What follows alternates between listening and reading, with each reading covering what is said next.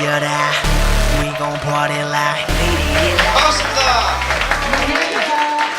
이 첫 번째 행사입니다. 오늘 전 진행을 맡은 벤처스퀘어 명성입니다.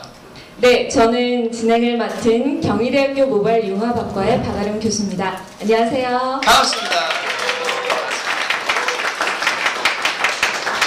네, 아까 여러 가지 얘기 나눴는데요. 저도 엄청나게 많은 사람들이 오셨는데 네. 이분들이 왜 오셨다고 생각하세요? 저를 보러요? 네. 아니죠? 네, 아까랑 똑같은 반응이에요. 어색하고 어쩔 줄 몰라는 이 반응 좋습니다. 네. 자, 오늘 이 행사 핏이라고 정의되어 있어요. 네네. 왜 핏인가요? 퓨처 이 톡. 퓨처 이톡 또는 퓨처 IT 톡이라고 그쵸, 네. 지어진 거죠. 민경필 교수님이 훈련을 좀 덜 시켰네요. 제가 너무 오랜만이라서 네. 죄송합니다. 자, 오늘 사실은 이제 CES 2015로도 IT 뉴 트렌드에 관련된 이야기들을 좀 해보려고 오늘 자리를 마련했습니다. 그래서 오늘 재밌는 거는 저희 벤처스퀘어도 마찬가지겠지만 경희사이버대학교 모바일융합학과가 첫 번째로 우리가 행사를 마련한 거예요. 그리고 어떻게 보면 IT 관련된 여러 가지 동향들을 가장 먼저 앞서서 받아들이고 해설해 주시는 분들이 오늘 강연자로 나오십니다. 그렇죠. 두 분이나 저희가 모셨죠. 그렇죠. 네. 사실은 오늘 기획하고 진행하고 오늘 심지어 MC를 부른 이 두 사람도 경희사이버대학교 모바일융합학과 교수들입니다. 그래서 여러분들에게 좀 더 쉽고 편리하고 실증적으로 이해할 수 있도록 노력을 해볼 테니까요. 여러분들 많은 호응 부탁드리겠습니다. 오늘 아프리카TV로 실시간 생중계되고 있고요. 이 녹화된 내용은 유튜브나 기타 많은 채널로 유통이 될 내용입니다. 그래서 여러분들도 많이 도움받고 많은 인사이트 얻어가시길 바라겠습니다. 네. 그리고 또 오늘 질문 올릴 수도 있죠. 네, 저기 뒤에 보시면 URL을 가리셨네요. fit.simflow.com에 들어오셔서 플로어에 그 질문을 올려주시면 이제 저희가 토론할 때 그 질문을 좀 선정해서 좀 많은 답변을 드리겠습니다. 좀 미리 좀 질문을 올려주시면 감사하겠습니다. 자, 그러면 오늘 메인 진행자이신 우리 박아름 교수님께 저 마이크를 넘겨드리고 저는 살짝 빠지도록 하겠습니다. 다시 한번 응원의 박수 부탁드리겠습니다. 핏에 대해서 간단히 소개를 해드렸잖아요. 저희 경희사이버대학교 모바일융합학과의 학과장님이신 민경배 교수님께서 핏이라는 행사를 왜 주최를 하셨는지 좀 자세하게 소개를 해주시겠습니다. 네, 큰 박수로 맞아주시기 바랍니다. 네, 안녕하세요. 방금 소개받은 민경배입니다. 사전에 심플로에 올라와 있는 질문들 보니까 몇 분이 그런 질문 주셨어요. 도대체 대학에서 이런 거 왜 합니까? 물론 이제 12조의 질문은 아니고요.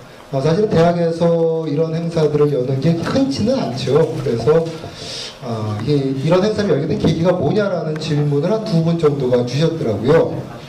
저는 그렇게 되묻고 싶어요. 왜 그동안 대학은 이런 걸 하지 않았을까요? 우리나라 대학들은 왜 그동안 이렇게 대중들과 최신의 트렌드를 가지고 소통하는 기회를 만들지 않았는지 오히려 제가 역으로 되묻고 싶고 그래서 저희가 처음으로 이제 그런 시도를 한번 해보는 겁니다. 사실 대학이 이제 상아탑 안에만 갇혀 있을 것이 아니라 대중들과 나와서 함께 소통하고 또 현장에서 학생은 물론이죠. 교수들도 더 많은 것들을 배워서 또 이렇게 교육을 발전시키는 게 이제 변화된 교육 환경에 또 우리가 적응한 게 아닐까 생각하고요. 그런 의미에서 오늘 사실은 저희 학과 입장에서는 아주 뜻깊은 이런 행사를 처음 마련하게 된 겁니다. 감히 이제 오늘의 행사가 제 1회라고 말씀드리고 싶고요. 지금은 그래도 이렇게 좀 크지 않은 공간에서 조촐하게 시작을 하지만 앞으로 한 1, 2년 안에 저희 학교에 이제 경희대 평화의 전당이라고 있죠. 슈퍼스타 K도 하고 엄청나게 큰 무대입니다. 앞으로 한 1, 2년 안에 몇 회가 될지는 모르겠습니다만 이 휘트 행사를 평화의 전당을 가득 채운 청중들과 함께 열어보는 것이 저의 야심찬 부부일 수도 있겠고요. 그런 의미에서 여러분들이 첫 해 좀 많은 호응을 해주셨으면 좋겠어요. 간단하게 오늘 출연하실 분들, 그 다음에 프로그램에 대한 소개 짧게 드리겠습니다. 아까도 말씀 주셨다시피 오늘 출연진은 100% 저희 경희사이버대학교 모바일융합학과 교수들입니다. 고영혁 대표, 그리고 사회를 보신 명승은 대표, 그리고 저하고 오늘 이 심플로 프로그램을 제공해 주신 민경옥 대표인데 사실 두 사람이 형제는 아니고요. 그냥 같은 집안입니다. 이 일로 처음 만났어요, 저희도. 나이는 제가 아주 조금 많은 것 같아서 제가 형인 것 같습니다. 중요하지 않으니까 넘어가고요. 오늘 진행해 주실 박아름 선생님, 그리고 강연해 주실 정주현 교수님 이렇게 모셨습니다. 강연에서만 끝나는 것이 아니라 이제 토크도 하고 또 여러분들과 질문도 받고 또 떠오르는 좀 논쟁 같은 것들도 할 수 있을 것 같습니다. 이 홈페이지 블로그입니다. 블로그도 만들었습니다. 휘정과.kr 이것도 급조해가지고 어제 만들었습니다. 앞으로 오늘 행사를 포함해서 앞으로 진행돼 또 계획되어 있는 휘트 행사 계속 이 블로그를 통해서 올려드릴 테니까 여러분들 즐겨찾기 해두시고 저희 휘트에 많은 관심 가져주시고요. 오늘 아주 유익하고 또 의미 있는 시간 함께 가져보시길 바랍니다. 감사합니다. 네, 지금부터 이제 본격적으로 강연을 시작을 하겠는데요. 첫 번째 고영혁 교수님께서 강연을 해주시겠습니다. 우선 모바일 융합 데이터 관점에서 본 CES 2015라는 주제로 그 요즘 핫 이슈죠. 드론, 웨어러블, 그리고 스마트카, 사물 인터넷 네, 다양한 사례들을 좀 많이 말씀해 주실 예정입니다.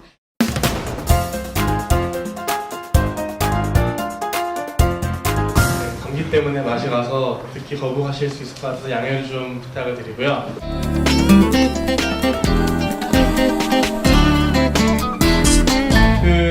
오늘 주제를 모바일 융합 그리고 데이터 관점에서 CES 2015라고 이제 정했는데요. 우선 CES가 뭔지부터 좀 말씀을 드려야 될 것 같아요. 저게 이제 컨슈머 일렉트로닉스 쇼에서 약자, 그러니까 CES죠. 우리나라 말로는 소비자 가전 전시회라고 해서 이제 매년 미국의 그 네바다주에 있는 라스베가스에 여기가 그 열리는 전시회장이에요. 라스베가스 컨벤션 센터에서 이렇게 열리고 있는데요. 매년 1월에 열려요. 1월 중순쯤에.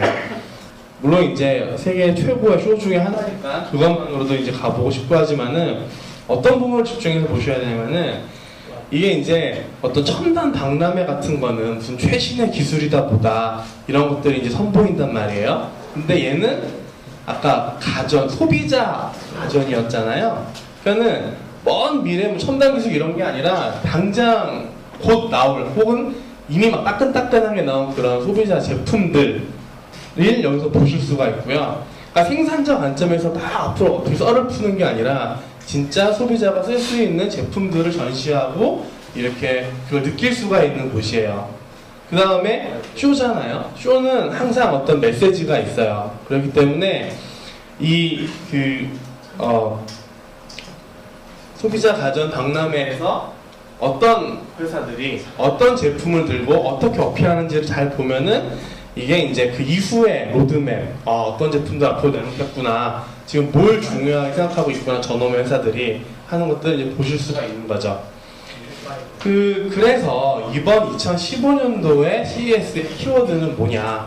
항상 우리가 어떤 잘 이렇게 핵심을 한번 짚어보는 게 중요하잖아요. 그래서 이렇게 6가지를 꼽을 수가 있는데 저 혼자 마음대로 꼽은 건 아니고요. 저도 열심히 서칭도 하고 이제 이렇게 권위 있는 사람들의 얘기도 다 찾아보고 했더니 이렇게 정리할 수가 있을 것 같아요. 드론, 스마트카, 웨어러블, 사물인터넷, 탈가전화, 그리고 중국.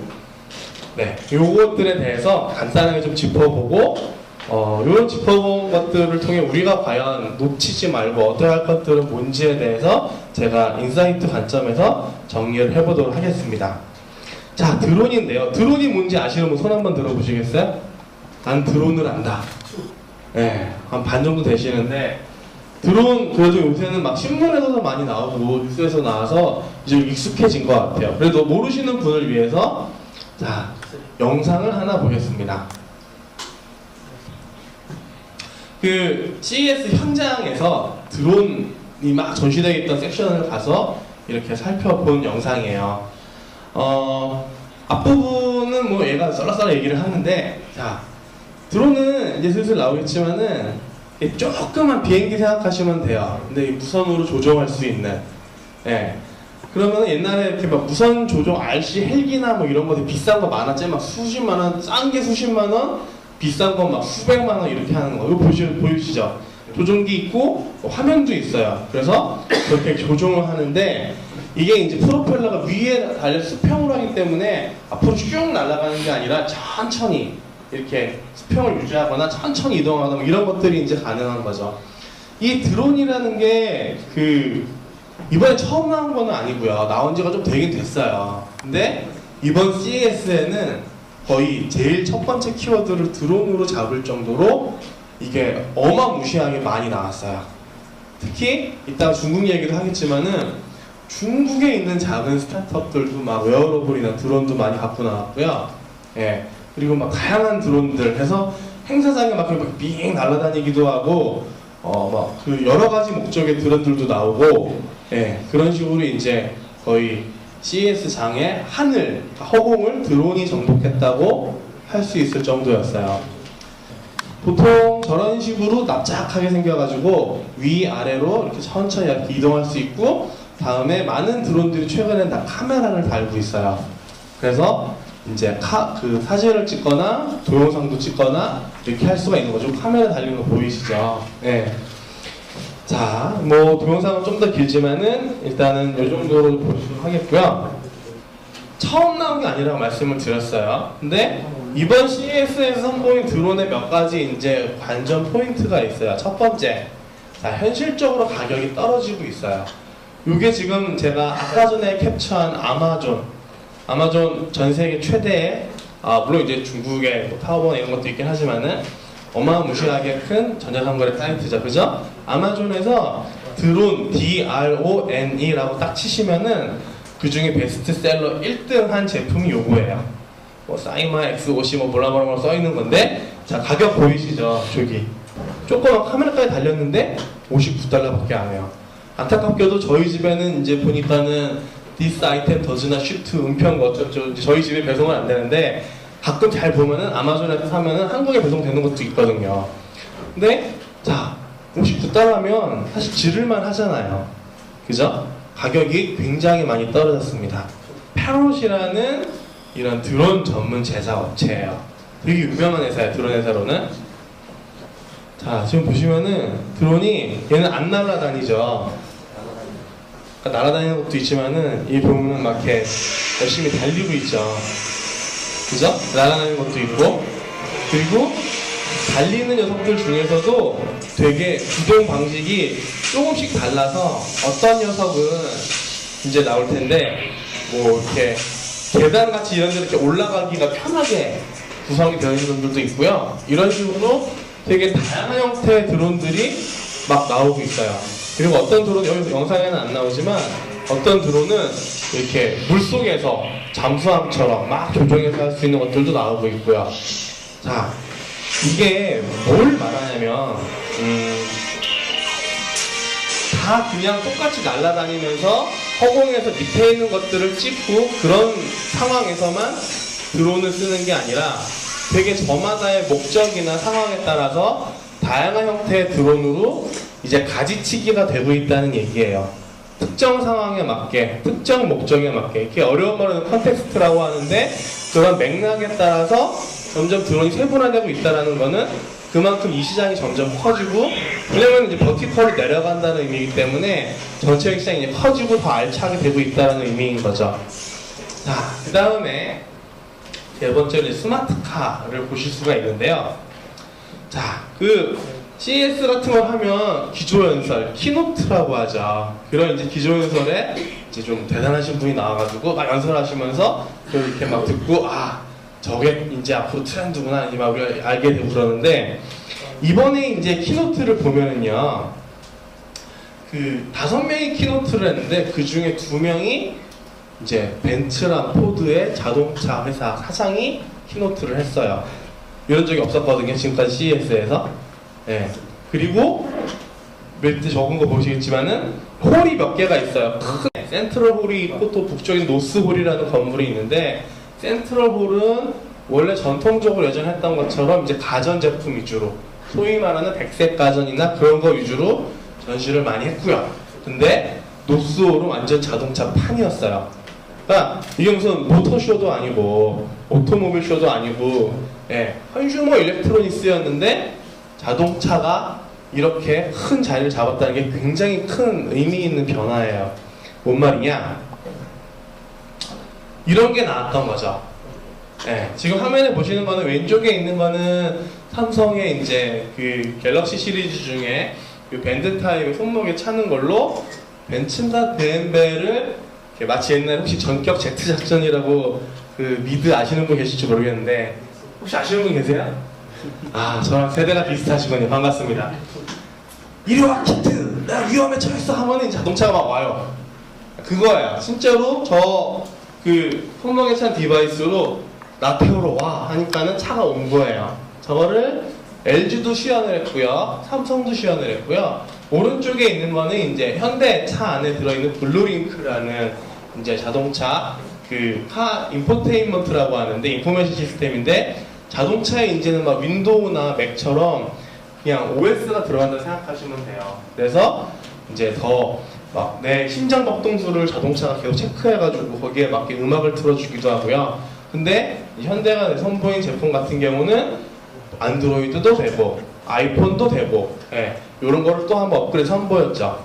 근데 이번에 그 자동차에서 CES에서 SNS상에 가장 많이 언급된 키워드가 있었어요. 아니 뭐 그냥 카테고리 막론하고 전체 CES에서 제일 많이 언급된 키워드가 있었는데 이게 그거를 되게 그래픽으로 보여주는 대시보드였는데 그게 뭐였을까요? 이게 아우디였어요. 왜 그랬냐면 이 영상을 보세요. 자, 아우디가 어떤 이벤트를 이번 CES를 준비를 했냐면은 자, 아우디 A7입니다. 좀 비싼 모델이죠. 근데 요거요. 근데 잘 보시면 사람이 지금 손 대고 있어요, 안 대고 있어요? 영상 보이세요? 사람이 뭐 조정하는 거 지금 보이시나요? 안 보이시죠? 그죠? 지가 혼자 가는 거예요. 출발이 어디냐면은 샌프란시스코의 베이에리어. 소위 말하는 이제 실리콘밸리에서 딱 출발! 해가지고 지금 운전자 놀고 있죠? 막 이렇게 둘러도 보고 손 이렇게 핸들 안 잡고 있어요. 근데 얘가 한 550마일, 킬로미터로 치면 885km 정도가 돼요. 그 베이에리어에서 라스베가스까지. 그거를 계속 중계를 하고 사람들이 막 환호를 하고 이랬던 거예요. 야, 제가 혼자 자동차가 피하고 알아서 운전해가지고 여기 라스베가스 CES 쇼 행사장까지 딱 온 거예요. 예, 엄청난 이벤트였던 거죠. 이게 제일 핫한 그 이번에 CES의 SNS상에서 떴던 키워드였었습니다. 뭐 지금 제가 다 막 깜빡이고 키고 그러는 거예요. 예. 자, 자동차 얘기를 정도 정리를 하고요. 다음에 웨어러블로 넘어가 볼게요. 웨어러블이 어떤 건지 아시죠? 예, 뭐 손목에도 차고 옷 입는 그냥 입을 수 있다라는 거잖아요. 그냥 뭔가 내가 입는 듯이 컴퓨팅 장치를 이렇게 하는 거를 웨어러블이라고 통칭을 하는데 사실 웨어러블은 작년에도 핫 키워드였어요. 근데 올해도 여전히 그 흐름이 이어졌는데 좀 변화가 있었어요. 작년에 비해서. 뭐냐? 맨 왼쪽 위에 있는 게 그 위딩스라는 기업의 액티비테라는 아주 최근에 나온 이렇게 패션 손목 시계예요. 근데 저게 아날로그인데 뒷단에 다 센서 붙어 있고 해서 여러분 애플 와치나 뭐 이런 건 보셨잖아요, 뉴스에서. 그런 거 같은 걸 다 할 수가 있어요. 돌아가는 건 아날로그 시계인데. 그리고 딱 봤을 때 일반 시계랑 차이점 느껴지세요? 안 느껴지죠. 그냥 패션 시계 같죠. 액티비테 제가 한 $450 하고요. 액티비테 팝이라고 되게 이렇게 캐주얼한 젊은 애들이 좋아할 만한 거가 한 $150밖에 안 해요. 근데 괜찮은 스마트워치의 기능을 하고 있단 말이죠. 저런 식으로 점점 디자인이 일상생활에 와닿게 변신하고 있고요. 시계만이 아니라 저 가방, 신발 깔창이에요. 신발 깔창인데 제가 이렇게 걸어 다니면은 이게 압력이나 이런 다 측정할 수 있을 거잖아요. 그런 걸 가지고 자세가 틀어져 있다거나 아니면은 운동량 같은 거를 측정할 수 있는 그런 것도 있고요. 벨트, 다음에 심지어 옷까지 점점 예전에는 그냥 손목시계만 봤는데 이제 저렇게 확장이 되고 있는 상황입니다. 다음에 또 하나 웨어러블의 트렌드 하나는 저 왼쪽 위에 있는 게 이제 샤인이라는 거고 제가 지금 오른손목에 차고 있는 거 보이시죠? 이게 초기 버전인데 요거의 아주 럭셔리형인데 스왈로프스키 잘 아시죠? 네, 보석 귀금속 브랜드죠. 스왈로프스키랑 제휴를 해서 사파이어 재질로 저렇게 만들었어요. 그리고 제 같은 경우는 저 사파이어 부분에 태양 전지를 집어넣어서 그냥 태양광 충전이 돼요. 그리고 제 거는 이거 수분 전지 갈아 끼는데 되게 힘들거든요. 저런 식으로 점점 진화하고 있고 밑에 보면 삐삐시라고 또 되게 유명한 그런 액티비티 트래커가 있는데 토리버치라고 또 아시는 분은 아시겠지만 명품 브랜드랑 제휴를 해서 있어 보이게 만드는 저런 식으로. 그러니까 점점 더 이런 웨어러블이 막 이렇게 외계인들이 하는 것 같고 괜히 걸치고 있으면 막 이상해 보이는 게 아니라 되게 세련되고 자연스럽게 우리 삶에 침투할 수 있는 식으로 가고 있다라는 게 이제 핵심인 거죠. 자, 사물 인터넷의 마지막에 들어오는데 이번에 이제 키노트 하신 분 중에 한 분이 삼성전자 윤부근 사장께서 키노트를 또 하셨는데 두 가지 말씀을 이렇게 하신 게 화두로 나오고 있더라고요. 하나는 2017년까지 모든 삼성의 TV를 다 사물인터 연결하겠다.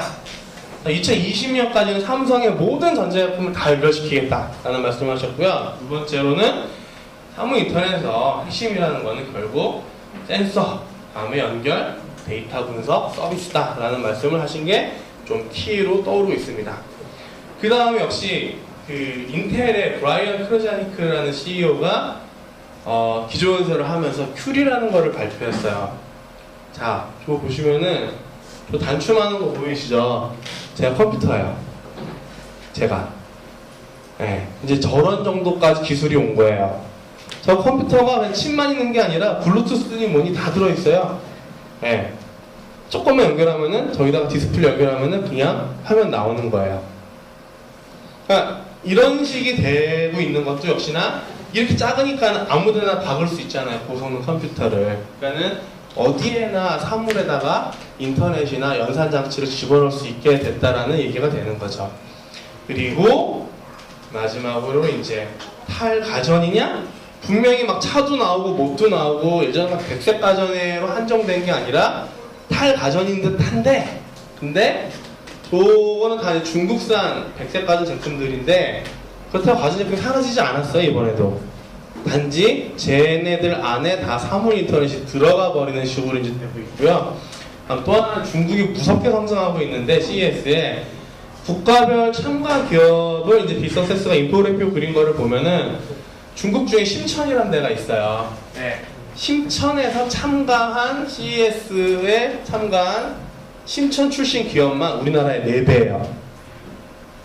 워낙 중국이 땅덩어리가 크기도 하지만 중국이 엄청나게 지금 성장하고 치고 들어오고 있다는 점이 이번 CES에 전 세계 언론이 주목한 부분이었습니다. 자, 그래서 뭐 제가 이렇게 몇 가지를 좀 짚어드렸고 그럼 우리가 뭘 놓치지 말아야 하냐, 뭘 인사이트를 얻어야 하냐를 좀 정리해서 마지막 말씀을 드릴게요. 근데 이제 제가 모바일 융합학과의 이제 교수이기도 하고 제가 앞으로 맡을 과목이 이제 데이터, 빅데이터나 데이터 사이언스 쪽이다 보니까는 요 3가지 키워드를 중심으로 제가 몇 가지를 좀 짚어봤어요. 이 다음부터. 뭐 요 3가지 키워드의 핵심들은 결국 이런 거라고 보시면 되겠고요. 자, 첫 번째. 스마트폰을 통해서 내가 맨날 들고 다니잖아요. 그래서 이게 나 주변의 정보들을 엄청나게 많이 얘가 수집을 하게 됐어요. 스마트폰 덕분에. 근데 이제 드론 보셨잖아요. 나랑 거리가 꽤 떨어져서 날아다니면서 더 먼 데에 있는 것들 나랑 연결해서 정보를 수집할 수가 있게 됐어요. 그 다음에 그냥 뭐 하나의 성격을 가지고 있는 데이터는 점점 더 가치가 떨어지고 있고요. 자, 스마트카 아까 보세요. 혼자 막 운전하고 다니잖아요. 걔가 혼자 운전하면 어떻게 해야 되겠어요? 뭐 노면 상태도 봐야 되고, 주변에 차 없나도 봐야 되고, 뭐 이렇게 시에리아가 어떤지도 봐야 되고, 뭐 별걸 다 봐야 되잖아요. 그러니까 온갖 종류의 정보를 그것도 빨리 실시간으로 처리하지 않으면 안 되는 상황들이 점점 되고 있고요. 그러니까 결국 융합이 필수적일 수밖에 없다는 얘기죠. 지금의 흐름에서는. 그리고 제가 아까 컨텍스트 그런 얘기를 잠깐 말씀드렸지만 정보가 그 자체로 중요한 게 아니라 어떤 상황에서 놓인 정보니까는 어떻게 바라보는 게 중요하다라는 게 포인트예요. 같은 정보라도 상황에 따라 다른 가치를 지니기 때문이고요. 자, 옛날에 유비쿼터스라는 말이 거의 10년 전에도 있었어요. 근데 그때는 이렇게 뭔가 뜰듯하다가 못 떴는데 이제 진짜 유비쿼터스 시대가 곧 온다고 보시면 돼요. 예, 그러니까 유비쿼터스다, 사물 인터넷 다 같은 말이고요. 그래서 집이랑 아까 차 보셨죠? 차랑 여러분 개인 아까 웨어러블 보셨죠? 이게 이렇게 이어지는 거예요. 집, 스마트홈, 차량, 스마트카, 개인, 웨어러블 이렇게 다 진짜로 이어져서 공간적으로 촘촘하게 빈틈이 없게 되는 거죠. 네. 그리고 그 빈틈이 없는 사이를 수시로 오고 가는 게 이제 데이터가 되는 거고요. 탈가전은 아까 말씀드린 것처럼 가전제품 이제 끝났다가 아니라 기존의 가전의 개념에서 본격적으로 데이터와 그에 따른 연결 가치를 추구한다는 의미가 되는 거고요. 이러다 보니까 당연히 데이터가 엄청나게 막 생길 수밖에 없겠죠, 앞으로는. 사실 이미 여러분의 폰에서도 엄청나게 많은 데이터가 여러분 알게 모르게 나오고 있는데 지금까지랑 비교도 안 되게 많이 생길 거예요. 그러다 보면은 이제 소위 말하는 빅데이터가 지금 뭐 구글이나 페이스북만 갖고 있는데 이제 이런 빅데이터를 갖게 되고 그걸 처리해야만 기업들이 훨씬 더 많아지게 되고요. 예. 그러다 보면은 기회들이 많이 생기겠죠. 예. 더 작은 기업이나 작은 스타트업도 왜냐면 주위 흐름 자체가 다 그런 큰 데이터 위주로 되어 있다 보니까는 더 많은 기회들을 찾아서 뭔가 해나갈 수 있는 기회들이 생기게 되는 거야. 그럼 넘어가도 될 것 같고요. 그래서 마지막인데 이렇게 데이터가 많아지는데 이게 개인이 여러분들이 내 거 데이터 내가 생성된 게 뭔지 아니까 가져가 쓰세요 라고 알고 있지 못하는 데이터가 훨씬 더 많아질 거예요. 나도 모르는 게 막 새나간다고 생각할 수 있는 거죠. 예, 그래서 보안이나 프라이버시가 굉장히 중요해지고요. 결국 이런 흐름에서 사람으로서 제대로 가치를 창출하고 주도권을 잃지 않으려면은 데이터를 바라볼 때의 자세도 그렇고 우리가 어떤 학문적을 접할 때도 결국 사람을 중심으로 조화롭게 생각을 하면서 해야지만이 지금 흐름에서 이제 여러분들이 경쟁력을 가질 수 있는 거라고 제가 마무리를 짓겠습니다. 네, 감사합니다.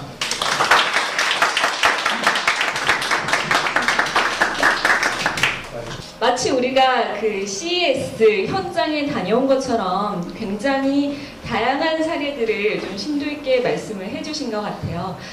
그러면 이제 두 번째 강연은요, 정지훈 교수님께서 해주실 텐데요. 좀 거시적 관점에서 말씀을 해주실 예정입니다. CES 2015 가장 중요한 패러다임의 변화라는 주제로 강연을 해주시겠습니다. 큰 박수로 맞아주세요.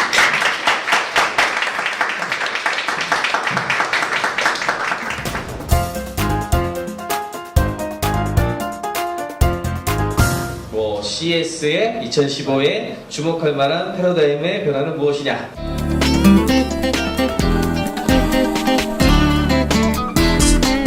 일단 가장 눈에 띄었던 장면이 뭐냐? 뭔지 아시겠어요? 네, 이게 메르세데스 벤츠에서 했던 F0155라고 하는 무인자동차였는데 역시 벤츠야 이런 얘기가 나왔어요. 그러니까 구글이 그동안 스마트카를 굉장히 많이 하고 했었지만 물론 저런 차가 나오려면 앞으로도 한참 이게 컨셉카니까 컨셉카는 현대자동차 분들한테 얘기를 하면 뭐라 그러냐면 컨셉카는 믿으면 안 돼 항상 이렇게 얘기를 하거든요. 그러니까 꼭 믿으면 안 되는 거지만 여튼 이게 차인지 아닌지 집인지 잘 모르겠어요. 거의 그 수준으로 굉장히 뛰어난 거를 만들어냈었기 때문에 저는 이게 굉장히 일단 인상 깊었던 장면, 첫 장면이었고 두 번째는 다른 분들은 좀 안 짚으실지도 모르겠는데 요겁니다. 뭔지 잘 안 보이시죠? 이거 보이세요? 이게 뭐냐 하면 엔비디아라고 하는 회사가 있어요. 엔비디아가 소위 얘기하는 이제 엔비디아 하면은 컴퓨터 좀 아시는 분들은 그 그래픽 억셀러레이터라고 해서 이 3D 게임 같은 거 할 때 엔비디아 칩세트 뭐 이걸로 되게 유명한 회사인데 이 회사의 그래픽 그 세트를 엮어가지고 슈퍼컴퓨팅에 가까운 파워를 내는 그런 기술을 가지고 있어요. 그 기술을 아까 고영욱 교수님이 보여주신 아우디가 됐던 메르세데스 벤츠가 됐던 이게 다 얘의 그 유닛들을 탑재하고 있습니다. 그런 강력한 유닛이 있어요. 왜? 구글하고 이런 자동차 회사는 조금 접근 방법이 달라요. 왜냐하면 구글은 지도를 베이스로 해서 네트워크에 연결해서 모든 걸 찾아내는 어떤 그런 방식을 쓰게 되는데 자동차 회사는 구글만큼 그렇게 네트워크나 인터넷에 대한 것을 많이 갖고 있지 않잖아요. 그러면 자동차 회사는 뭘 해야 되겠습니까? 인간처럼 뭔가를 보고 저게 차인지 사람인지 그런 것들을 즉각적으로 빨리빨리 찾아내지 못하면 못하게 되죠. 그러니까 그거를 이제 소위 우리가 얘기하는 딥러닝이라고 하는 뉴럴 네트워크 신경망인데 그런 인공지능을 플랫폼화해서 탑재할 수 있도록 해서 여기 위에 보이실지 모르겠는데요. 이 안에 있는 네트워크가 저런 식으로 운용이 돼가지고 패턴을 인식을 해서 저게 차고 사람이고 레인이고 이걸 찾아낼 수 있도록 한 거죠. 그러니까 이게 과거에는 딥러닝이다 인공지능이다 뭐 학습에 관련된 부분들이 그냥 이론에 남아 있었다면 이제는 이렇게 일종의 그 보드 형태로 해가지고 차량에도 들어가고 여기저기에 들어가가지고 정말로 우리가 많은 곳에서 활용할 수 있는 어떤 그런 숨겨진 그런 굉장히 중요한 발표를 했던 그런 부분에서 저는 이게 굉장히 인상 깊었고요. 마지막 세 번째도 사실은 아까 보여드린 이 녀석이에요. 큐리라고 하는 인텔의 저희 컴퓨터인데 저거를 빼는 장면이 아주 굉장히 인상적이에요. 어떻게 뺐는지 보셨어요? 예, 갑자기 인텔 CEO가 연출을 했죠. 마치 옛날에 그 스티브 잡스가 소포를 받았는데 소포에서 이렇게 그 아이패드를 끄집어냈던 장면하고 비슷한데 어느 날 연설을 하다가 갑자기 자기 옷 이 버튼을 떼는 거예요. 버튼을 붙이고 있었어요. 저거를 보충에다 떼가지고 이게 새로운 CPU입니다. 이렇게 그 새로운 어떤 그 웨어러블이나 이런 곳에 쓸 수 있는 보드입니다. 라고 해가지고 진짜 저 딱 다투 사이즈예요. 다투 사이즈. 제가 알고 있는 기업 중에 우리나라 기업 중에서 이번에 유네스코 10대 기술 만든 곳으로 그 꼽힌 기업이 하나 있는데 거기서 뭘 만드냐 하면은 우리 몸의 전류 있잖아요. 우리 몸의 그 온도 있잖아요. 체온하고 바깥 온도의 차이를 이용해서 전류 생산을 하는 옷을 만드는 옷감을 만드는 기술이 있어요. 그 기술이 옛날 같았으면 큰 주목을 못 받았을 텐데 그게 기껏해야 어느 정도가 되냐 하면은 스마트폰 같은 거 충전하는 정도 전략이 나오는 거거든요. 저전력이죠, 쉽게 말해서. 근데 그거 가지고 뭐 어디다 써? 옛날엔 이렇게 얘기를 했을 거라고. 근데 지금은 단추에다 컴퓨터 5개, 10개를 붙여서 거기에 전기 공급을 할 수 있을 거란 말이에요. 그러면 앞으로 우리가 무엇을 할 수 있는가에 대한 것이 굉장히 많이 달라지겠죠. 그래서 어떻게 보자면 눈에 보이는 것도 있지만 우리가 흔히 놓칠 수 있어 눈에 보이지 않았었던 그런 장면에서 봐야 될 장면이 굉장히 많았다는 생각이 들었습니다. 그렇지만 제가 오늘 진짜 패러다임 시프트에서 제일 중요하게 얘기하고 싶은 거는 이거는 이제 벌지라고 하는 곳에서 만들었던 영상인데 잠깐 영상을 좀 보시고 오겠습니다. 여러분들이 지금 CES에 가셨다 생각하고 잠깐 보시죠. 네, 굉장히 다양하죠? 뭐 있는 대로 다 나옵니다. All making dope videos. I'll leave some links below so you can check those guys out and the videos they made. And even though there were some things I didn't get to see from companies like Dell and Asus, I had an awesome time, and I'll definitely be checking out a lot of those things in separate upcoming videos this year. So definitely stay tuned for those. Thank you for watching, and I'll talk to you guys. 느낌이 어떠세요? 예. 한마디로 말해서 이번 CES의 가장 중요한 포인트는 저는 뭐라고 생각을 했냐면 다이버전스, 즉 다양성입니다. 다양성. 수많은 곳들이 너무나 많은 제품들을 내놨어요. 작년, 재작년 뭐 이렇게만 가더라도 원래 CES는 전통적으로 마이크로소프트라는 회사가 윈도우를 발표하는 자리였어요. 전통적으로. 반대편에 맥월드가 하게 되면 아이폰 관련해서 애플이 이벤트를 하고 CES에서는 키노트를 언제나 단골로 마이크로소프트가 윈도우의 새 버전과 함께 마이크로소프트의 제품들을 발표했던 그런 자리거든요. 그러다가 삼성전자라든지 이런 것들이 최근 들어가지고 이런 뭐 스마트폰이라든지 이런 것들을 되게 많이 발표를 했죠. 그러면서 어떻게 보자면 천편일률적이고 뻔한 종류의 제품들이 항상 나왔었어요. 3D TV라든지 아니면은 스마트폰 새로운 버전이나 이런 것들이 나왔었는데 올해 CES는 한마디로 주인공이 없었다라고 얘기할 정도로 다양한 제품들이 나왔습니다. 무지무지 많이 나왔어요. 어떻게 이런 일이 벌어졌을까? 이게 이제 IoT라고 하는 건데 IoT의 에코시스템을 제가 좋아하는 차트예요. 이 차트가. 이걸 왜 좋아하느냐 알아볼 수가 없거든요. 너무 많죠. 이 정도로 얘기할 정도 무지무지 많아요. 그래서 아까 전에 잠깐 고영 교수님이 장표를 보여드렸지만 이번에 한국 기업이 CES에 나간 기업이 120개 정도 언저리고 중국에서 나온 게 1100개, 한국이 10분의 1이에요. 10분의 1이고 그 중에서 한 470개 정도가 신천에서 왔어요. 아까도 말씀드렸지만 이게 뭘 의미하느냐, 신천에서 왜 그런 일이 벌어질까? 너무너무 싸게 그리고 작게 누구나 간단히 만들 수 있게 되니까 소기업, 중소기업에서 여기 시장에 진입할 수 있게 되거든요. 장벽이 낮아집니다. 쉽게 말해서. 이것은 결국 IT 기술과 인터넷 기술이 가지고 있었던 역할하고 직결됩니다. IT 기술하고 인터넷은 어떤 역할을 우리 사회에 가져왔냐 하면은 언제나 새로운 혁신 기업의 탄생을 유도해요. 왜냐하면 비용을 줄이거든요. 그러니까 전에는 자본을 크게 소유하고 많은 것을 가지고 있지 않으면 도전할 수 없었던 영역에 어찌 보자면 그 조금 있어도 뭐 플랫폼을 제공하는 기업들에 의해 가지고 진입이 쉬워진 거고요. 예를 들어 지금 우리가 하고 있는 이런 것도 마찬가지예요. 옛날 같았으면 이걸 누가 했겠습니까? 방송사에서 했잖아요. 방송사에서 이런 종류의 그 기획을 해가지고 편당 제작을 하면 보통 편당 얼마 드는지 아세요? 네, 저는 방송 좀 해봐서 약간 한 2천만 원씩 들어요. 2천만 원씩 이런 것들을 한다고 생각해 보세요. 누구나 할 수 있겠어요? 누구나 못하죠. 누구나 못하는데 사실 지금 우리가 이 FIT, Future IT 톡이라고 하는 이 일종의 인터넷 방송이죠. 인터넷 방송이죠. 나중에 편집해서 유튜브에도 올라갈 텐데 그걸 하는데 들어가는 비용은 현재로서는 물론 이제 현물 출자이기 때문에 그냥 제로입니다. 왜냐하면 우리들이 자원봉사하고 여기 있는 것들 하고 그렇지만 물론 비용이 있긴 있는 거죠. 사실 굉장히 줄어든 거예요. 그러니까 누구나 쉽게 진입을 할 수 있게 돼서 종류가 많아졌잖아요. 그와 같은 현상이 CES에 벌어지고 있는 거죠. 그러면서 아까 전에 CES에서는 그냥 실험적으로 아카데미에서 만든 거를 하는 게 아니고 정말로 뭔가를 할 수 있는 제품화를 하는 것들을 보여준다고 했잖아요. 그런 상품화를 하는 곳에조차 그런 현상이 나타났다는 거죠. 제가 좋아하는 슬라이드인데 그런데 이거 베토벤으로 바꾸라 그러더라고요. 클래식과 팝, 음악, 이 누가 더 유명한, 아니죠. 누가 더 위대한 뮤지션일까요? 예, 이 바보 같은 질문이라고 다들 하는데 싸이의 음악을 200년 전에 들을 것 같아? 이렇게 하면은 전혀 할 말이 없어요. 그런데 모차르트의 음악 같은 경우에는 당대에 누가 들었을까요? 예, 다 귀족들이에요. 그리고 자기 살롱에서 들었고 오페라 하우스에 간 사람한테 들었고 그쵸? 그리고 언제나 그 돈을 많이 가지고 있는 자본을 가진 귀족들이 스폰서를 대주고 탤런트를 가진 예술가들이 예술을 하는 그런 시스템으로 들어갔죠.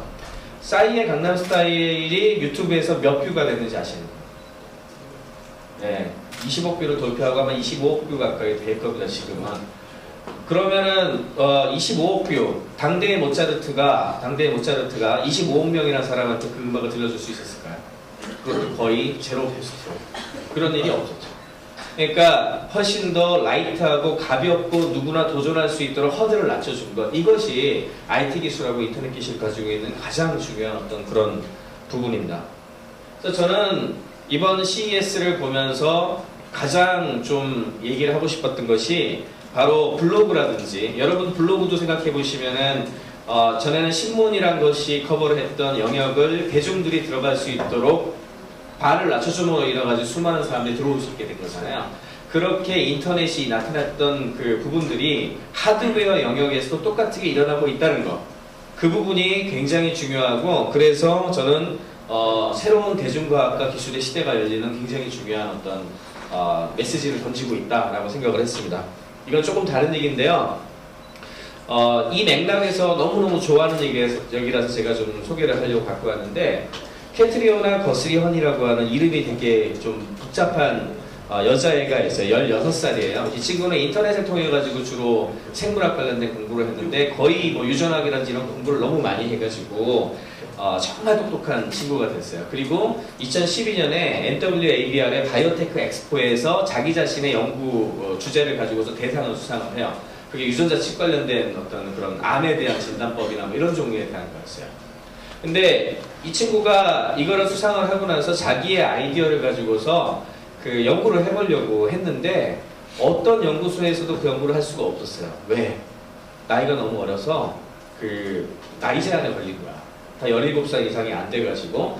그래서 3개월 가까이 수소문을 하다가 간신히 그 시애틀에 있는 허치슨 캔서 센터에서 연구 허락을 인턴으로 받았는데 그때는 이미 자신의 목표가 바뀐 뒤였어요. 어떻게 바뀌었냐? 이건 세상이 뭔가 잘못됐다. 내가 지식에 대해서도 어느 정도 공부도 했고 그 다음에 너무 좋아하는데 바이오에 대한 연구를 하고 싶은데 왜 이 어떻게 보면은 너무나 많은 사람들이 이렇게 성을 쌓은 어떤 그런 곳에서만 이런 걸 할 수 있도록 접근을 억제를 하고 우리들은 할 수 없게 하는가. 생물학 공부를 하고 집에 가 있다가도 예를 들어 뭐 애들 보다가도 나중에 내가 무슨 아이디어가 생각나서 생물학 연구실이 있다면 거기 와서 연구도 할 수 있고 그런 것도 그런 거 아니냐. 근데 어째서 왜 이렇게 고고하게 과학이라는 것이 위로 올라가 버렸느냐. 이제 이런 것에 대한 사회적 문제를 더 품게 된 거예요. 그래서 이 친구가 스트라이저라고 하는 크라우드 펀딩, 과학 쪽에서만 하는 크라우드 펀딩 사이트가 있는데 거기에 시애틀의 커뮤니티 랩을 만들겠다. 지역사회 랩을 만들겠다라고 하는 그 계획을 올려서 액수를 크지는 않은데 600만 원 정도를 목표로 해가지고 펀딩을 해서 그 지역에 그 일종의 생물학 연구실을 만든 다음에 협동조합처럼 많은 사람들이 같이 연구를 할 수 있는 그런 퍼실리티를 만든 그런 학생입니다. 비슷한 일이 있어요. 굉장히 재밌죠. 퀸 앤나이라고 하는 그 아주 어린 학생인데요.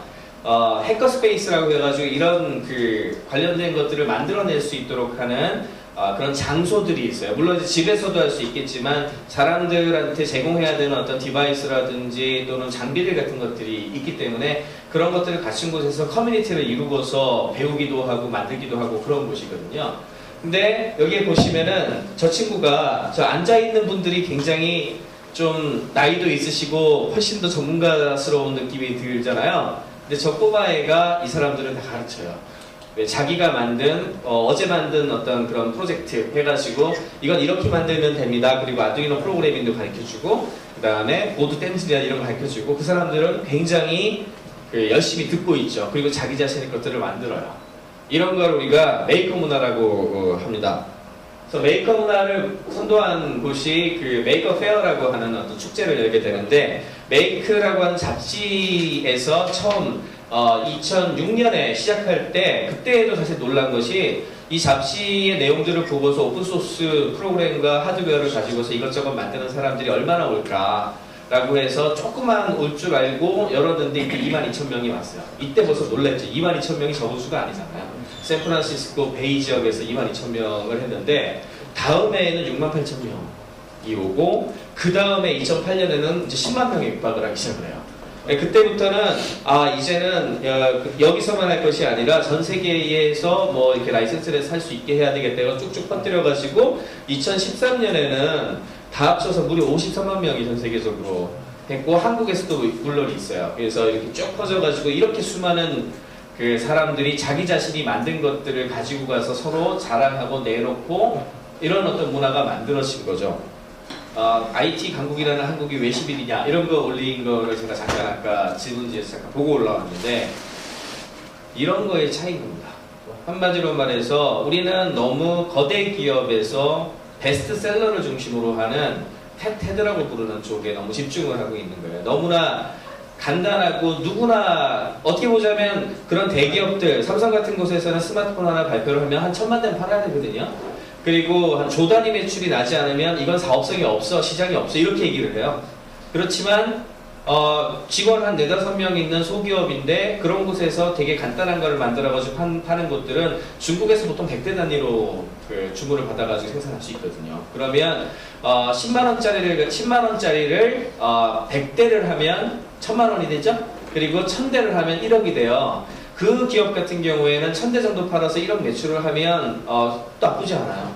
네, 그런 어떤 시장이 있는 거죠. 그 사람 입장에서는. 그게 굉장히 많은 거예요. 신천에 수많은 수백 개, 수천 개의 회사가 그걸 하고 있는 거야.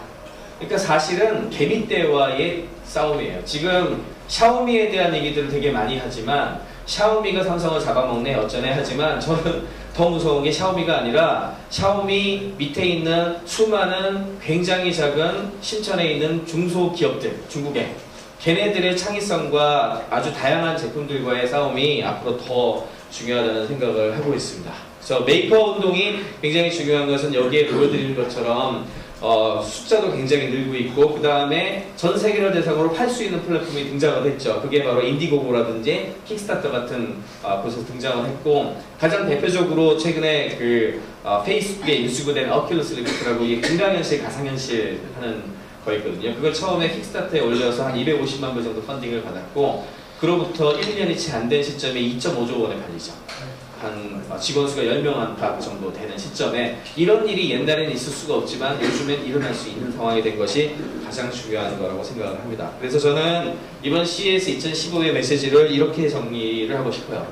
과학과 기술은 뭐 그렇게 대단한 사람들의 것이 아니라 우리 모두의 것이다. 그걸 사실은 퍼뜨리려고 하는 게 이 FIT 톡의 목적 중에 하나예요. 대중과 함께 호흡을 하면서 누구나 과학과 기술에 접근하고 이야기하고 사용할 수 있는 시대가 된다면 마치 인터넷에 수많은 것들을 올리던 사람들이 미디어 지평을 바꾼 것과 마찬가지로 우리가 알고 있는 IT라든지 또는 뭐 기술 그리고 제품들의 지형도 크게 바꿀 수 있다. 그 얘기를 드리려고 했습니다. 네, 감사합니다. 네.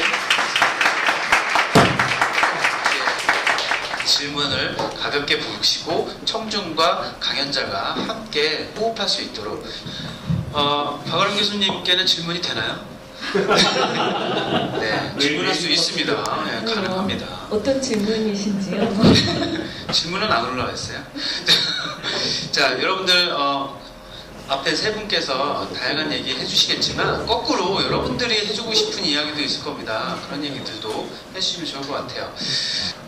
자, 고영욱 대표님한테, 고영욱 교수님한테 이런 질문이 하나 올라왔는데요.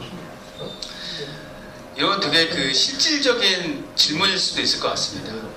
그 웨어러블 얘기 많이 하셨잖아요. 그리고 뭐 이렇게 드론 얘기도 하셨고. 근데 보면 신기할 수도 있는데 저게 정말 실생활에 필요한 건가?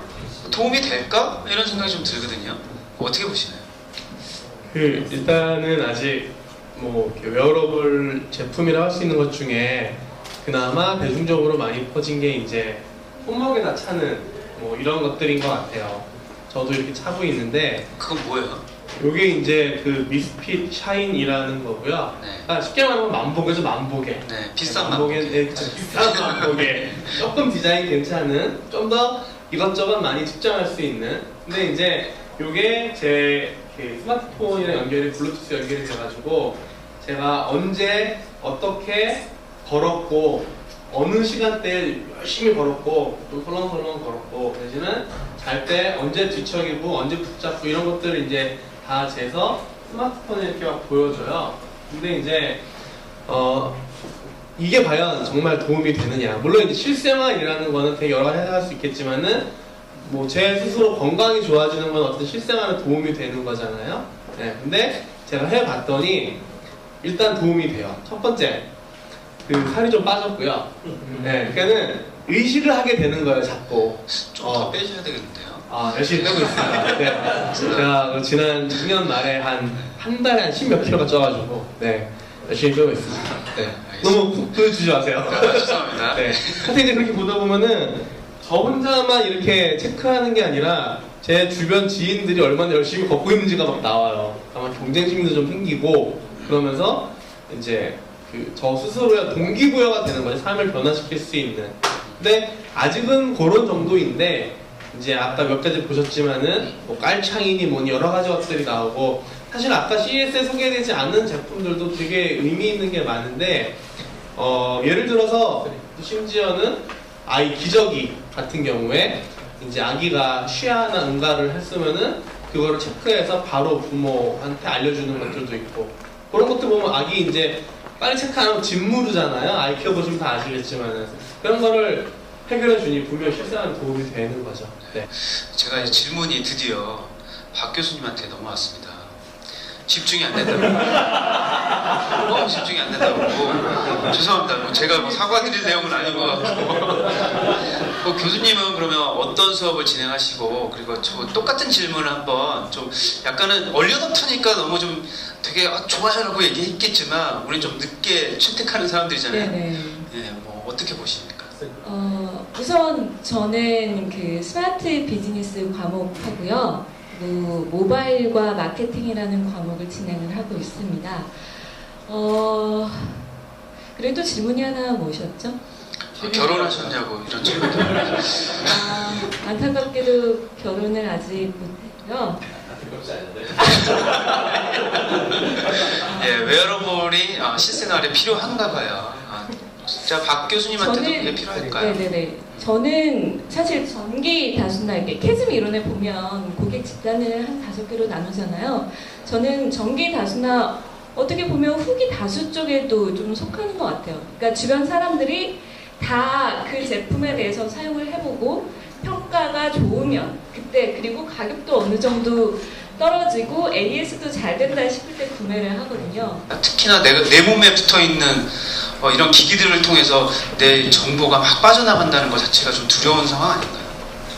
그렇죠. 되게 큰 문제가 될 수 있고요. 그러니까 생각하는 모든 것들이 다 인터넷으로 연결된다고 하면, 거꾸로 말하면은 다 해킹할 수 있다는 얘기잖아요. 예. 예를 들어 뭐 옷이다, 아니면은 뭐다, 이런 거를 전부 해킹을 해가지고 오작동을 하게 만든다면 얼마든지 이럴 수 있거든요. 그래서 지금 제일 큰 화두가 되는 게, 그리고 앞으로 굉장히 큰 어떤 노다지가 될 수 있는 쪽이 IoT에서의 보안이에요. 보안. 네, 사물 인터넷의 보안 쪽이 정말 아직 해결할 것들 투성이고, 예, 그만큼 또 전문성이 필요한데 그런 거를 잘 해결할 수 있는 사람들이 아직은 시장에 많지는 또 않고, 예, 그렇습니다. 그래서 일단은 아까 말씀드린 보안이 이런 쪽이 되게 문제가 되는 거고, 그리고 또 하나는 데이터에 그냥 쌓이기만 될 수도 있죠. 그러니까 파묻혀버리는 거예요. 정작 뭐가 막 생산은 됐는데 so what인 거죠. 그래서 뭔가 많이 생산은 됐는데 나한테 좋은 거는 뭐가 있는지 모르겠고, 그런 거를 제공해 주는 게 또 되게 필요한 것 같아요. 근데 이제 이런 데이터라는 거를 너무 막 분석해서 뭐 인사이트를 추출하고 이렇게 생각할 수도 있지만, 또 되게 말랑말랑 생각하는 것도 필요하다고 생각을 해요. 저는 아까 이제 박 교수님께서 결혼 얘기 나오고 나오길래 갑자기 든 생각이 뭐였냐면, 그 여성들 이제 인생의 꿈이 굉장히 아름다운 웨딩 드레스를 입는 건데, 웨딩 드레스나 화관이나 이런 거에다가 뭔가 센서를 집어넣고, 하여튼 꼭 그래요? 아니요, 뭐 재밌게 할 수 있을 거라고 제가 봤을 때는 뭔가 하면은 좀 이렇게 되게 소중한 추억을 더 재밌게 이렇게 할 수 있지 않을까라는 좀 막연한 뭉게뭉게 뭐 그런 게 좀 있어요 지금. 여자분들은 너무 싫어할 것 같아요. 그러세요? 어떻게 보세요? 무겁잖아요. 절대 안 먹었다. 아까 단추 보셨죠? 단추. 예. 그리고 예. 제가 최근에 어떤 기사를 봤는데, 귀걸이나 이제 이런 액세서리에도 뭔가 소형의 카메라가 들어가서 진짜 프라이버시 문제가 심각해질 것 같다고 하는데, 만약에 예식장에서 제가 그런 소형 카메라가 뭔가 부착된 뭔가를 하고 있거나 다른 사람이 그렇다고 하면 굉장히 저 좀 꺼려질 것 같아요. 그러니까 어떤 내가 모르는 센서로 인해서 내가 찍혀지거나 어디에 나의 어떤 정보가 기록된다거나 이런 거는 좀, 저는 아직까지는 굉장히 그런 거에 좀 거부감이 느껴지는 편이에요. 정준 박사님도 이쪽 질문에 대한 답변해서 같이 한번 좀 얘기해 주시죠. IoT 과연 우리한테 문제가 없을까요? 좋은 점만 있나요? 좋은 점만 있다고 할 수는 없겠죠. 그러니까 사실은 이번 CES에서도 보안이라든지 프라이버시에 대한 것들을 명확하게 하지 않는다면 생각보다 많은 사람들이 선택하지 않을 것이다. 이런 의견도 상당히 있었거든요. 하지만 전 개인적으로는 저희가 좀 준비한 영상이 있죠. 애플워치 영상 좀 볼 수 있을까요? 네, 준비되어 있습니다. 네, 아마도 이제 올해 발표가 4월달에 발표가 될 것 같고, 그 다음에 누구죠? 팀 쿠키 이거 없이 지금 차고 다니죠? 못 살 것 같다는 얘기도 하는데, 이것도 좀 더 얇아져야 여성들한테는 어필할 것 같아요. 저는 그래서 내년 이후 정도 돼야지 될 것 같은데, 사실은 그 보안과 프라이버시 같은 위험 요소와 우리가 얻으려고 하는 것과 비용은 전부 트레이드오프 관계예요. 그러니까 이게 어느 한쪽의 위험 때문에 못하는 게 아니고 우리가 얻을 수 있는 것과 패션의 요소와 이런 것들의 긍정적인 부분이 부정적인 부분을 넘게 되면 시장이 열리는 거죠. 근데 아직까지는 저도 지금 이것들을 한 7개째 차고 있지만 지난 몇 년간은 부정적인 요소를 뛰어넘을 만큼 긍정적인 게 별로 없었어요. 그래서 그 시장이 열리지 않았던 것 같은데 애플워치가 나온다고 해도 제 생각에 올해는 못 넘을 것 같아요. 근데 아마 내년 이후에 이보다 훨씬 얇아지고 그 다음에 가격도 싸지고 경험도 더 좋아지는 상황이 되면 그때에는 확실히 시장이 좀 달라질 수 있다는 생각 이거 하고 네. 마찬가지로 다른 산업 영역 같은 경우에 그 산업에 줄 수 있는 베니핏에 따라서 먼저 오는 거하고 늦게 오는 거하고 지금 연결이 쭉 되거든요. 그래서 이미 사실상 시장이 열리고 있는 분야는 에너지 분야가 제일 빨리 지금 열리고 있어요. 그래서 네스트 같은 그 형태로 해서 전기 같은 것들을 절약하고 그걸로 인해 가지고 돈을 돌려줌으로 인해 가지고 가격을 낮출 수 있는 것들은 이미 시장이 열리고 있고 네. 두 번째로 열리고 있는 시장이 보안 시장이라고. IoT의 보안이 문제인데 보안 시장이 열린다는 게 좀 이상한데 이제 각자의 집에 침투하는 어떤 도둑을 잡는다든지 이런 그런 종류들이 있죠. 그런 쪽 관련된 그 쪽으로 해가지고 활용한 보안. 그 관련된 것이 두 번째로 지금 시장이 열리고 있고 이제 세 번째로 열리고 있는 것들을 요즘 보는 게 이제 소위 제조업 분야라든지 이런 쪽부터 먼저 열리고 이제 컨슈머 마켓은 아직은 사람들한테 주는 베니핏에 비해 리스크가 더 크다 해서 조금 시간이 더 걸릴 걸로. 그러니까 한꺼번에 다 동시다발적으로 거기에 영향을 준다기보다는 산업별로 베니핏이 좀 큰 거하고 리스크하고 비교를 해서 조금 빠른 쪽들이 있고 그러니까 여러분들이 이제 산업별로 따로 보셔야 되는 것이 맞는 것 같습니다. 질문이 하나 왔습니다. 돌발 질문이에요. 우리 때는 방송통신대학교밖에 없었는데 사이버 대학교라니 조금 생소합니다. 사이버 대학교에 대한 자세한 안내도 한번 듣고 싶다고 합니다. 자, 자세한 안내를 해주지 마시고요. 네. 네. 어디 가면 이거를 알 수 있는지 안내해 주시면 좋겠네요. 네, 저희 방송대하고 사이버대학의 차이는 크게 두 가지입니다. 방송대는 국립대고 사이버대는 사립대고요. 등록금의 차이는 조금 있습니다만은 일반 대학보다는 훨씬 저렴합니다. 그다음에 두 번째 방송대는 상당히 대규모 교육을 합니다. 그래서 한 학과에 한 수업에 수천 명이 듣죠. 근데 올라오세요. 네. 짧게 하셔야 됩니다. 올라가면 안 되죠. 반면에 저희는 일반 오프라인 대학 정도의 학과 규모, 조금 많은 데도 있습니다만은 그래서 실질적으로 교수와 학생 간의 커뮤니케이션이 원활하게 이루어지고 또 긴밀한 관계 속에서 수업을 하기 때문에 또 수업이라는 측면에서는 방통대학교는 조금 더 우리가 우월한 점이 있지 않나라는 생각을 갖고 있고 자세한 안내는 대학 khcu.ac.kr 방문해 주시기 바랍니다. 감사합니다. 네, 감사합니다. 막간을 이용한 협찬 광고였습니다. 다음으로 넘어가겠습니다. 아까 그 정지훈 박사님께서 우리들 모두 거가 될 거다 이런 얘기를 하셨는데 거꾸로 많은 전문가들이나 많은 사회에 있는 분들이 걱정을 하세요. 아마추어들이 이렇게 많은 것들을 도구를 갖게 되면 위험한 상황이 되는 거 아닌가. 자격증이라든지 기존의 학위 같은 것들이 과연 앞으로 어떻게 될 것인가에 대한 걱정들을 좀 하시거든요. 네. 그거에 대한 입장은 어떠십니까? 이게 되게 다양화될 것 같아요. 그러니까 전에 같았으면은 어떤 것을 학위를 받은 사람들만 뭘 할 수 있다. 일종의 장벽의 역할을 굉장히 많이 했는데 지금은 형편에 따라서 굉장히 다양한 어떤 그런 접근이 가능해진 형태가 되겠죠. 그렇다고 해서 자격이 없거나 잘못된 것들을 지속적으로 내놓는 사람들이 어떤 영향력을 가지긴 힘들어요. 왜냐하면 그 사람이 어떤 거를 하는지 다 알 수가 있잖아요. 그러니까 그건 사실상 불가능하다고 봤을 때 고등교육 같은 경우에 그래서 사실은 일반 4년제 대학이 있다면 사이버대학 같은 경우에 저희도 제가 분석을 해보면 대부분 직장 다니시는 분들이 많아요. 직장 다니시는 분들 중에 예를 들어 대학원 가기에는 너무 부담스럽고 근데 학교 다니다가 직장 다니면서 또 이제 뭐 온라인으로 할 수 있으니까 온라인으로 하면서 이제 뭐 주말이라든지 이럴 때 공부하고 시험 보고 이런 게 가능하고 또 미래에 대해서 대비를 해야 되겠고, 이어서 언제 망할지도 모르겠고, 네. 뭐 이런 것들이 있으면 나름대로 준비를 해야 되잖아요. 그래서 나름대로 준비를 하시는 분들이 많아서 저희 같은 경우에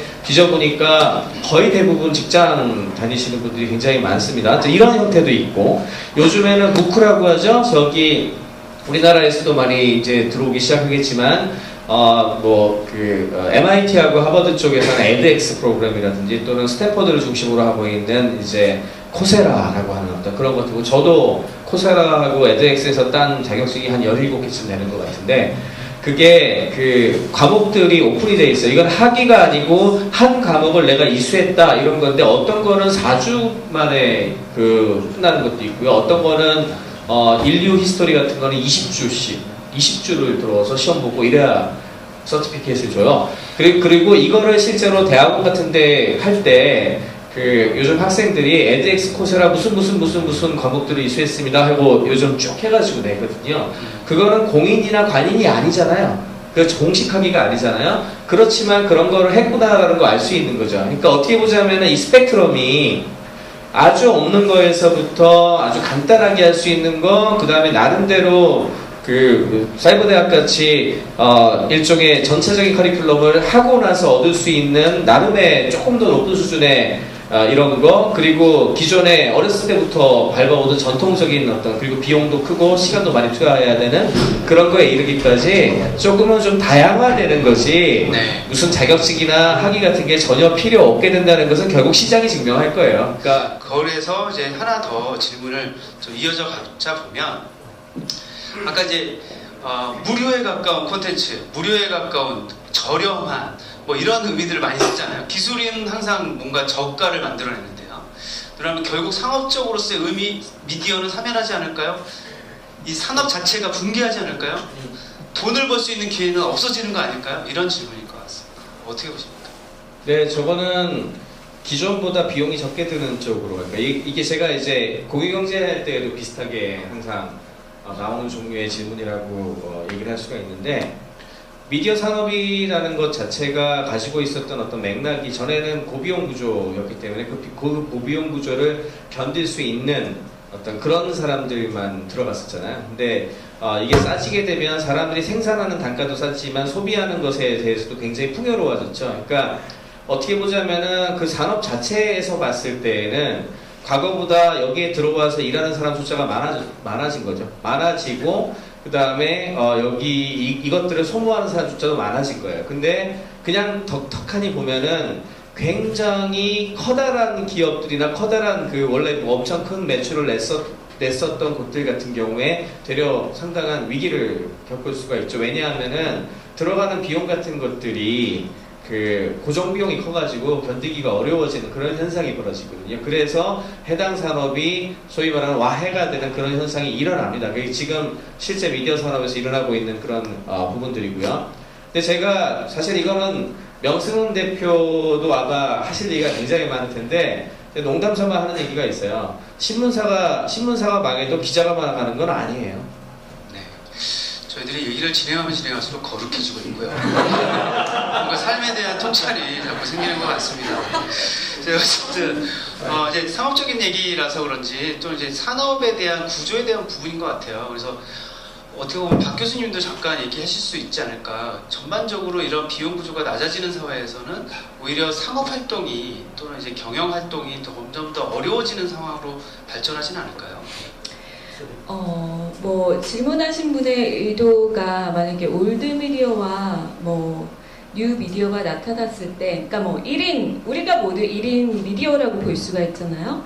1인 미디어가 많이 나타나면 상업으로서의 미디어가 사멸하지 않을까라는 얘기는 기존의 미디어든 뉴 미디어든 이런 미디어가 상업적으로 돈 벌기가 어렵지 않을까라고 질문을 하신 것 같아요. 근데 제 생각에는 아마 우리가 흔히 말하는 그 미디어는 역할이 좀 달라지지 않을까 싶어요. 그러니까 기존에는 컨텐츠를 주로 생산하는 데 주력을 했다면, 이미 우리들이 다 대중들이 많이 컨텐츠를 생산을 하고 있잖아요. 그래서 기존의 올드 미디어나 뉴 미디어 같은 경우는 어떤 양질의 컨텐츠를 선택을 한다거나 그런 것들을 배포를 한다거나 그런 식으로 좀 역할이 바뀌고, 미디어가 사면하지는 절대 않을 것 같습니다. 네. 죽진 않는다. 괜찮다. 이런 말씀도 해주셨습니다. 제가 오늘 여러 가지 질문도 좀 받고 사실은 이제 플로어에서도 좀 질문 좀 받으려고 했는데 눈빛을 보내드리면 내려가시고 보내드리면 이제 딴 데 보시고 그래서 이미 다 질문하셨구나 라는 생각이 드네요. 사실은 오늘 그 Future IT 톡이라고 해서 우리의 미래에 대한 이야기를 좀 더 집중적으로 해보려고 좀 넓은 이야기를 좀 해봤습니다.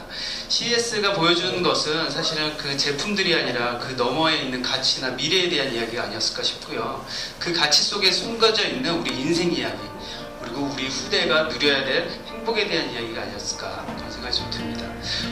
강연해 주시고 사회 봐주시고 그리고 여러 가지 대답도 해주신 우리 패널 여러분께 진심으로 큰 박수 한번 부탁드리겠습니다.